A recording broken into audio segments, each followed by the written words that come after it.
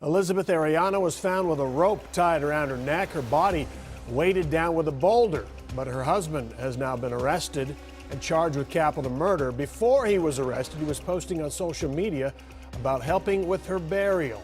Hi, Steve. It was about 3:30 in the morning on April 16th. A couple of fishermen were on Lake Worth when they heard some screaming and then saw what looked like someone falling off the bridge into the water. It looked like the 28-year-old mother of four had jumped off the Loop 820 bridge over Lake Worth. At least that's what everyone was supposed to think. A grieving mother collapses after coming face to face with her daughter's killer. He was also confronted by the victim's furious sisters. You are a monster. I hate you. I hate you. You're a piece of... 3:30 in the morning. A fisherman out on Lake Worth calls 911. He says he heard someone screaming. And then, just a few seconds later, there's this loud splash under the Interstate 820 bridge. Now, a fall from that bridge is roughly 40 feet. When the police, firefighters, and dive teams arrive at the scene, they start searching the dark water beneath the bridge. Not long after that, they find the body of a woman. She's wearing burgundy medical scrubs, and around her neck, there's a concrete block weighing about 119 pounds, tied with a rope. This woman didn't just fall into the water, she was drowned. Medical examiners later determined that she was still alive when she ended up in that water. And that realization makes the whole scene feel even more chilling.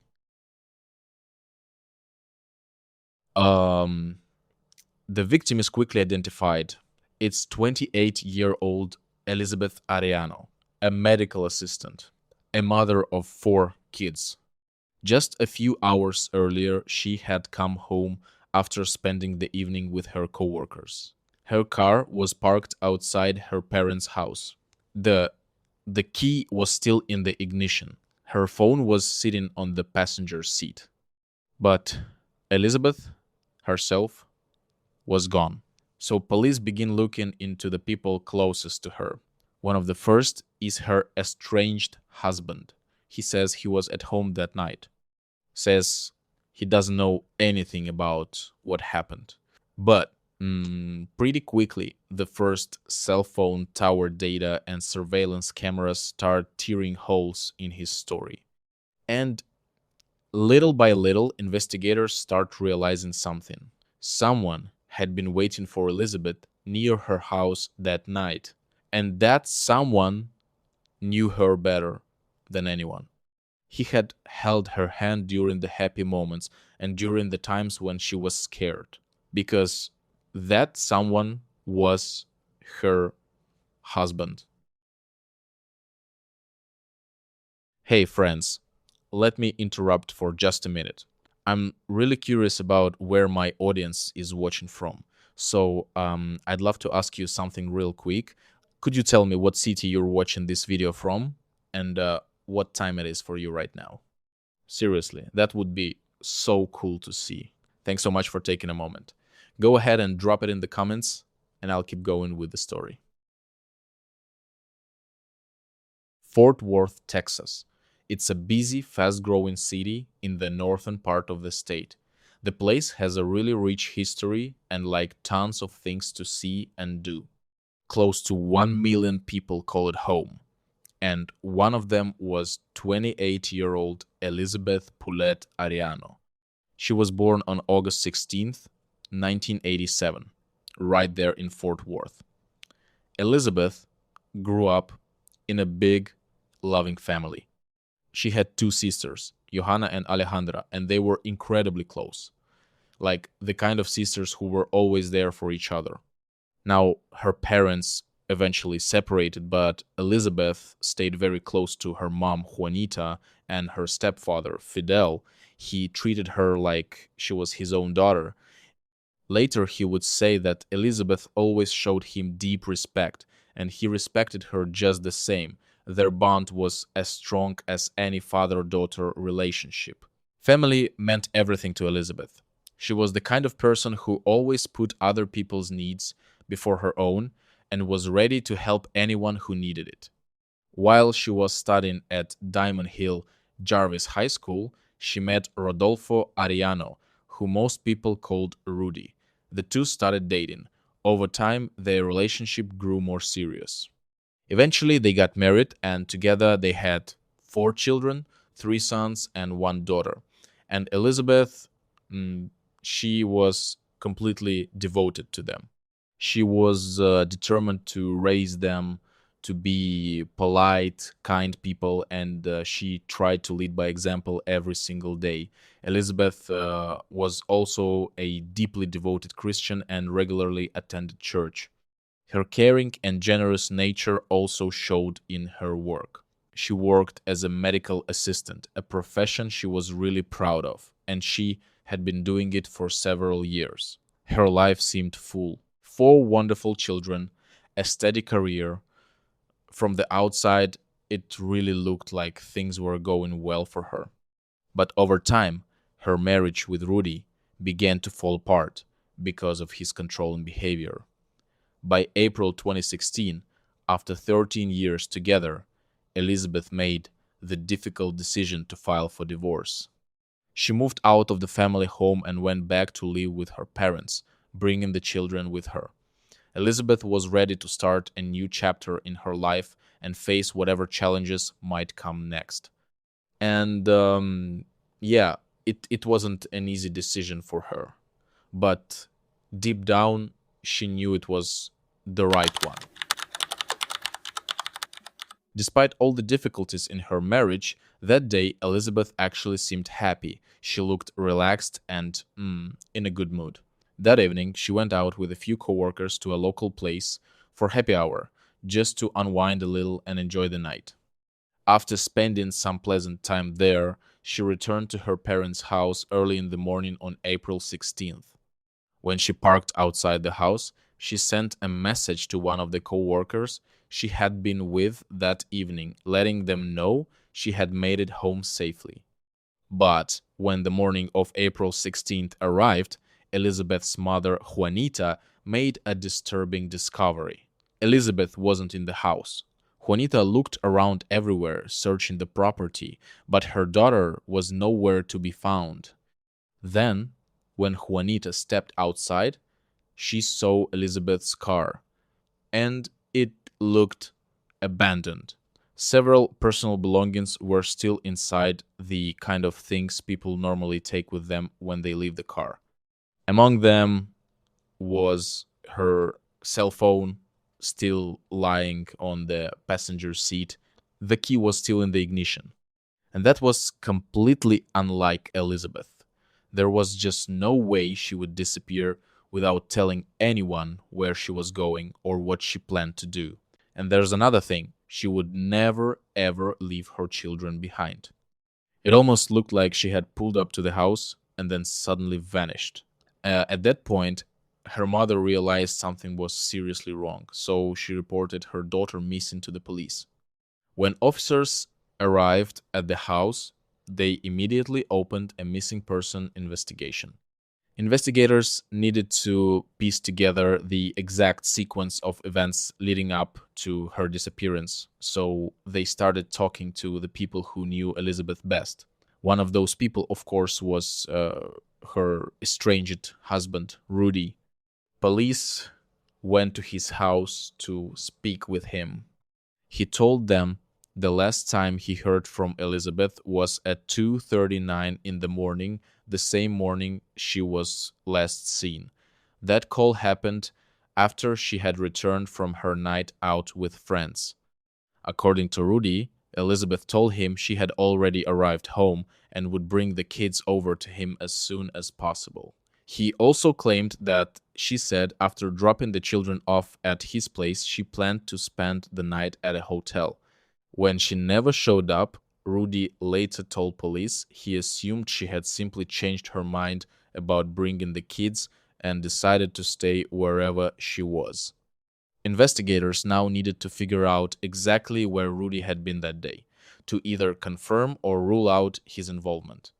He told them he had spent the day with one of his friends and returned home around midnight. According to him, after that he stayed inside his house until 7:30 in the morning. But while the search for the missing mother was still underway, something happened that completely changed the direction of the case. A call to 911 made just a few hours earlier at 3:30 in the morning. Looks like they might have been tied to something. They might have been tied to something. Yeah, they hit the water and they're gone. The call came from a man who had been fishing that night on Lake Worth. The drop from the Interstate 820 bridge down into the water is about 40 feet. One of the witnesses later said he heard screaming like someone was yelling while falling. After the call came in, officers were immediately dispatched to the scene. Together with firefighters and dive teams, they began searching the water to see if there was anything suspicious below the bridge. And sadly, they did find something. From the dark water, they recovered the body of a woman. She was still wearing the burgundy medical scrubs she worked in. It was Elizabeth Ariano. When her body was pulled from the water, investigators discovered something horrifying. Tied around her neck was a concrete block weighing 119 pounds. The Tarrant County Medical Examiner's Office ruled the death a homicide. The official cause of death was drowning because that heavy concrete block dragged her down to the bottom. The weight had been tied to her neck so that her body wouldn't rise to the surface. Police later stated, "We believe this was an attempt to hide the body." What made it even more horrifying was the fact that she was still alive when she went into the water. Elizabeth Ariano had been murdered. Her life was taken in such a brutal way that it shocked even some of the most experienced police officers. Many of them had seen countless violent crimes over the years, but the circumstances of this case hit them especially hard. The way it happened, the way the crime was carried out, it left even seasoned investigators deeply shaken. These were people used to dealing with the darkest sides of human behavior, and still, this case stood out. For detectives, that was an immediate signal they were dealing with an extremely violent and dangerous crime. And now, investigators were suddenly in a real race against time, trying to find the person responsible. Every hour mattered. They understood that someone capable of this level of cruelty could also be a danger to others.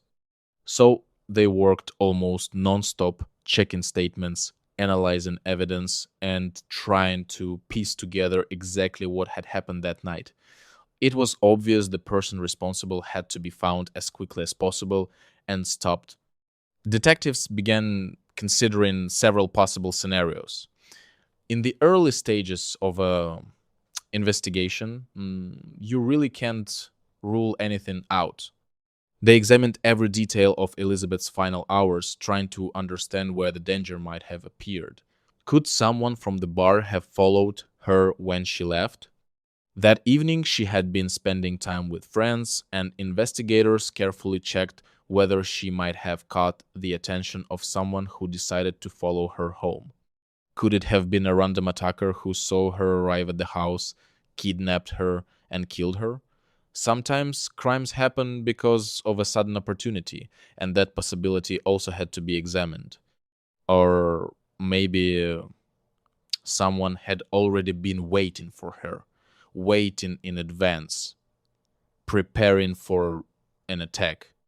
And that idea was especially disturbing because if that was true, it would mean the crime had been planned. One of the first tasks for investigators was to determine exactly where everyone had been at the time of the murder and eliminate as many people as possible from suspicion. Detectives started checking alibis, analyzing phone records, speaking with witnesses, and reconstructing the timeline minute by minute. Because, sometimes even the smallest detail can become the key to the entire case. Rudy meanwhile insisted that he had been at home during that time and had nothing to do with the crime. He repeated this version of events during conversations with police, trying to convince investigators that he had never left his house that night. As the news of the tragedy began to spread, people in the community were stunned. For many, it was a complete shock. They couldn't believe something this brutal could happen so close to home, in a place that had always seemed quiet and safe. People were talking about it everywhere, with neighbors online on social media trying to understand how something like this could happen here. One neighbor later told CBS 11, "How could someone do something like this? I just I don't understand how people can be so cruel and so evil to another person." A GoFundMe campaign was created to help cover the cost of her funeral, and very quickly the fundraiser began to draw attention. Friends, co-workers, neighbors, and even people who had never personally known Elizabeth started making donations. Each contribution was a small gesture of sympathy and support for a family going through one of the most painful losses imaginable. Before long, the page had raised more than $11,000, a number that showed just how many people were moved by this tragedy and wanted to help in any way they could. Rudy shared the link to the fundraiser on his Facebook page. Around the same time, flyers for memorial events in Elizabeth's honor also began circulating online. People shared them across social media, passing them along and encouraging others to come out, remember her life, and support her family during such a difficult time. Not long after that, her family and friends gathered for the funeral. That day, the atmosphere was heavy with grief. People arrived quietly, hugging one another, softly remembering moments they had once shared with Elizabeth. The room was filled with silence, broken only by hushed voices and quiet tears. Elizabeth's sister, Johanna, bought a turtleneck for her to be dressed in. The reason was heartbreaking. It was meant to cover the marks left by the rope around her neck. It was a painful decision, but for the family, it felt like a way to preserve her dignity during that final goodbye. They wanted people to remember Elizabeth the way she had been in life, not because of the horrific circumstances of her death. Overwhelmed with grief, Johanna stood beside Rudy near her sister's casket. She looked at Elizabeth's face, trying to accept the reality of what had happened. For her, that moment was almost unbearable, standing there among all the people who had come to say goodbye and realizing her sister was truly gone. But even though Rudy appeared to be a grieving widower, investigators were seeing something very different. Outwardly, he showed sadness. But during conversations with detectives, the picture started to look different. They carefully watched his words, his tone, his reactions. And he didn't seem particularly anxious. His answers were calm, almost detached. He didn't appear worried. Even when the discussion turned to the circumstances of his wife's death, his reactions seemed strangely controlled. Now, even though their marriage had been falling apart, Elizabeth was still someone he had shared years of his life with. She was the mother of his children. That's why detectives found the lack of emotional response unsettling. In situations like this, investigators usually see intense grief, shock, or panic. His apparent indifference just seemed off. For experienced detectives, behavior like that can sometimes be a signal that someone deserves a closer look. While police continued investigating Elizabeth's murder, detectives also began reviewing surveillance footage from around the area. Step by step, they checked every available recording, trying to reconstruct the movement of vehicles and people during the night she disappeared. And that's when they found their first real lead. At 3:02 in the morning, the same morning, Elizabeth vanished. Surveillance cameras captured a white pickup truck leaving the area where her parents lived. The camera only recorded the vehicle for a few seconds, but that was enough for investigators to take notice. Rudy owned a white pickup truck, and that fact immediately caught the detectives' attention. Later, in an official affidavit, investigators noted that the direction the truck was traveling was the shortest route from the last place. Elizabeth's car had been seen on camera to the location where her body was later discovered. That detail became an important part of reconstructing the events of that night. Even though Rudy insisted he had been home that entire night, cell phone and location data also began to seriously undermine his alibi. Technology, often tells a much clearer story than people do. And in this case, the data started contradicting his version of events. Phone records showed that his cell phone had connected to towers near Elizabeth's parents' house on the morning she disappeared. That meant he was in that area at the exact time he claimed he was somewhere else. As investigators dug deeper, they also discovered that on the evening of April 15th, the night Elizabeth went out with friends, Rudy had tried to contact her several times. Detectives carefully reconstructed the timeline of his calls and messages. At one point, he sent her a message asking, "When are you going to be done with work?" Records also showed that at that moment he was near her workplace when he tried to contact her. The phone connection logs and location data slowly started reconstructing the route he had taken that evening. For investigators, these digital traces became a crucial part of the puzzle. They helped reveal exactly where he had been during key moments. And those records indicated that he was very close to the place where Elizabeth worked. At the same time, he was trying to reach her. He also called her several times, but she didn't answer. The calls went unanswered, and each attempt later became another small piece in the timeline investigators were building. On the surface, it might have looked like a husband simply trying to get in touch with his wife. But in the context of everything that would later come to light, those actions began to look much more unsettling. Phone analysis showed that he then moved from her workplace toward her parents' house, knowing that this was where she now lived. The movement data confirmed that he knew exactly where she might go after work. That knowledge would have allowed him to predict her route and where she would appear later that night. For detectives, that detail started to look very important in understanding what happened next. And the picture that was starting to form was deeply troubling. Every new piece of information, every phone record, every witness statement slowly began fitting together into a single story. And that story was starting to contradict Rudy Ariano's version of events. Still, detectives needed to continue gathering evidence to fully build their case against him. They had to find more facts that contradicted his statements and connected him directly to the crime.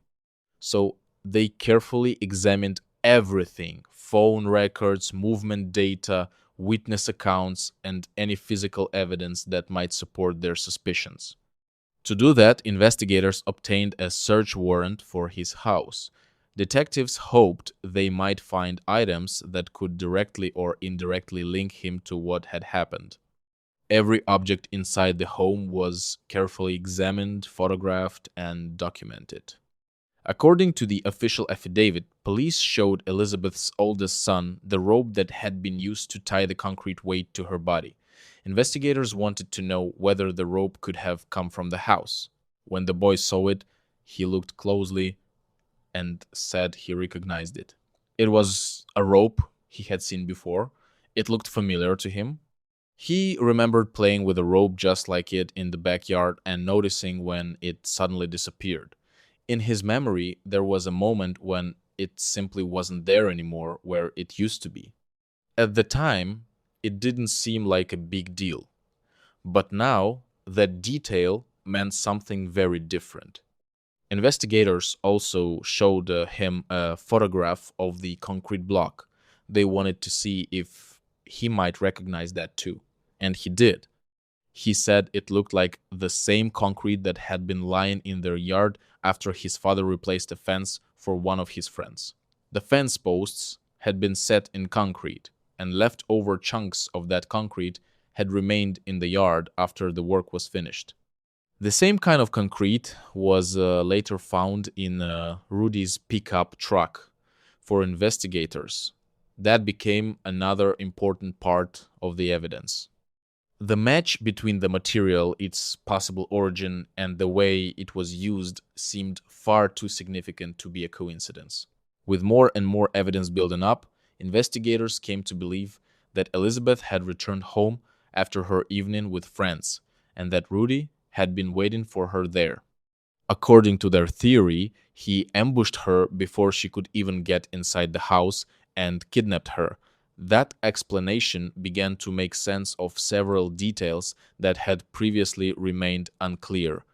After that, investigators believe he drove her to the Interstate 820 bridge over Lake Worth and pushed her off the bridge after tying the concrete weight around her neck. According to the investigation, that's how her body ended up in the water. 10 days after his wife's body was recovered from the lake, Rudy Arellano was arrested on suspicion of her murder. By that point, investigators had gathered enough evidence to formally detain him. He was later charged and placed in the Mansfield City jail with bail set at $500,000. For the community, this marked a major turning point, the moment when a case that had already shaken so many people moved into the next stage, the formal court process. Elizabeth Arellano was found with a rope tied around her neck, her body weighted down with a boulder. But her husband has now been arrested and charged with capital murder. Before he was arrested, he was posting on social media about helping with her burial. Fox 4's Phil Alvarado near the scene where she was found with more. Phil. Hi, Steve. It was about 3:30 in the morning on April 16th. A couple of fishermen were on Lake Worth when they heard some screaming and then saw what looked like someone falling off the bridge into the water. It looked like the 28-year-old mother of four had jumped off the Loop 820 bridge over Lake Worth. At least that's what everyone was supposed to think. Elizabeth Arellano's mother, Juanita Galvan, says in Spanish she forgives the person who killed her daughter because she doesn't want anger in her heart. She won't speak her son-in-law's name. She was a great mother. She was a great daughter, a great sister, a great aunt. We want to stay focused on the memory of Elizabeth, known as Betty, and stay focused on the kids. Her family says they'll take them in, but they miss their mother. The person everyone says was the glue of their family is gone. Somebody must have seen something, because there's always somebody out there, you know, and if they did, somebody seen something, please come forward. This is how she would want us to be together and, taking care, watching her babies. And Fort Worth police are actually asking the public, anybody else who may have seen something that night that looks suspicious, they're asking for them to come forward. Well, Doug, this family is grieving, but they're also on a mission. They are rallying to raise the couple's 4 children, but they also want North Texans to know that Elizabeth's life was so much bigger than how she died. She was a lovely, lovely mother. I want to say a lovely daughter. To the world, she was Elizabeth Arellano, a murder victim whose body, bound with rope and a concrete boulder, was pulled from Lake Worth. Everybody you met will tell you, my sister always had a great smile on her face. I mean, she was on top of all of us constantly.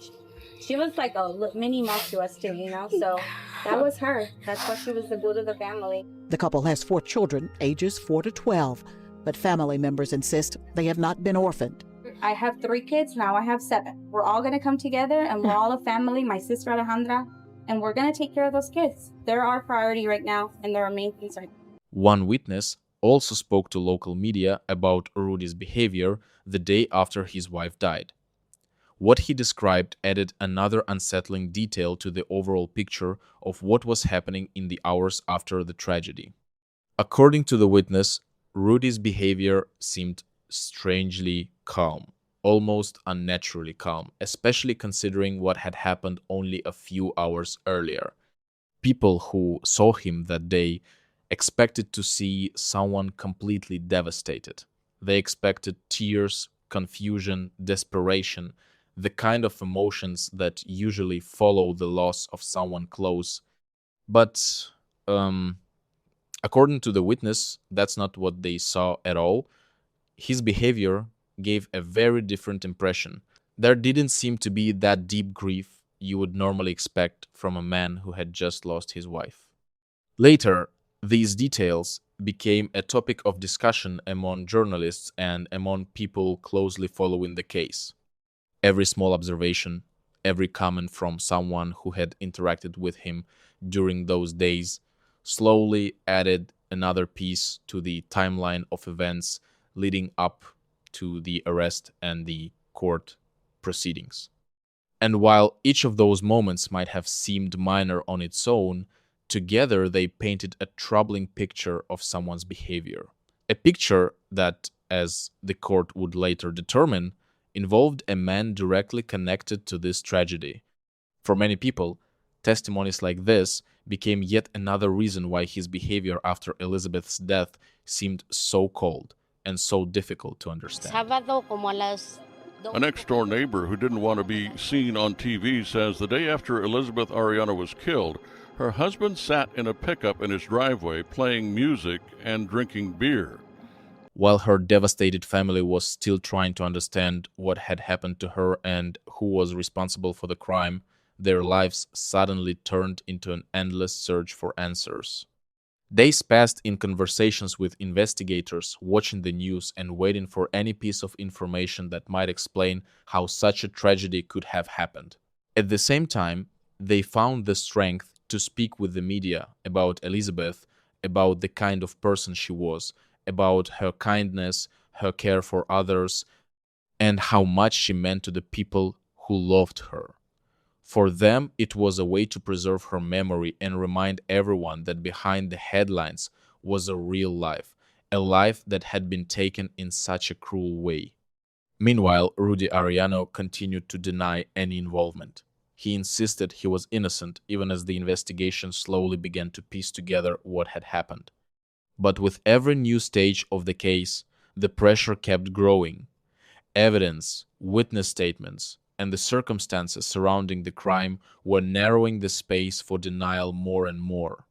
And eventually, the moment came when he had to make a decision that would determine the future of the entire case. If he had continued to claim he was not guilty and the case had gone to a full trial, a jury could have convicted him. And if that happened, he would have faced the death penalty, the most severe punishment under the law.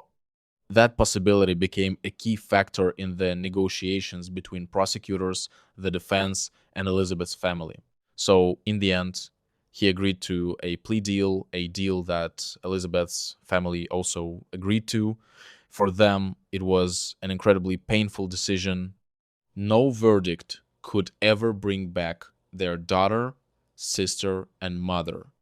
But the agreement meant the case would not drag on for years, and the person responsible would still face punishment without the risk of the trial ending another way. On Wednesday, January 30th, 2019, Rudy Arellano stood in court and pleaded guilty to the kidnapping and murder of his wife, Elizabeth. In that courtroom, the words were finally spoken that confirmed what had already become a devastating reality for her family. With that plea, the legal battle in the case essentially came to an end. Because of the agreement, the death penalty was taken off the table, and instead, the court moved forward with sentencing a decision that would permanently determine the rest of his life. For the family of his wife, a chance to face him in court after he pleaded guilty to that crime. A grieving mother collapses after coming face-to-face with her daughter's killer. He was also confronted by the victim's furious sisters. You are a monster. I hate you. I hate you. You're a piece of... Rudy Ariano's coldness shocked almost everyone who later learned the details of this case. People who had known him for years couldn't understand how someone could behave so emotionlessly after something like that. His behavior seemed eerily detached, almost like the tragedy that had just happened hadn't affected him at all. For Elizabeth's family and for those closely following the case, that became another painful and deeply disturbing part of the story. And then something happened that made the situation feel even more chilling. Only 2 hours after he brutally killed the mother of his children, he posted a meme on Facebook that read, "How long can a person survive without alcohol before they die?" And he added a comment, "I'm starting to get worried." That post quickly caught the attention of investigators and of people who later learned the timeline of what had happened that day. For many, it became a shocking example of just how cold and detached his reaction seemed. While Elizabeth's family didn't even know yet what had happened, while the people close to her were still living their normal lives, completely unaware that a tragedy had already taken place, he was acting like nothing unusual had happened at all. And honestly, the fact that he made a post like that almost felt unreal.